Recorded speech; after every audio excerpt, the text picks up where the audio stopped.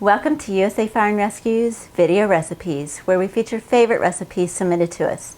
Today, I'm making a frozen lemonade pie.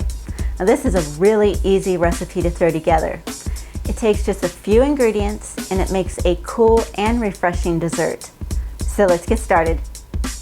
In a mixing bowl, add one 12-ounce can of frozen lemonade, one 14-ounce can of sweetened condensed milk, and 12 ounces of Cool Whip.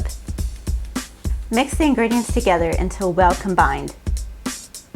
Now pour the mixture into 1 or 2 graham cracker pie crusts.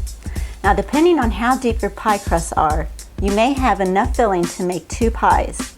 If not, you can pour the extra filling into parfait cups. Now place into the freezer and let it set up for a couple of hours. Take a look at this. A sweet and tangy frozen lemonade pie. This is great topped with whipped cream or Cool Whip. You can also make this with frozen limeade or even pink lemonade. For this recipe and many more, check out the website. A sweet and tangy. Didn't sound right. Tangy. No, I'm not done yet.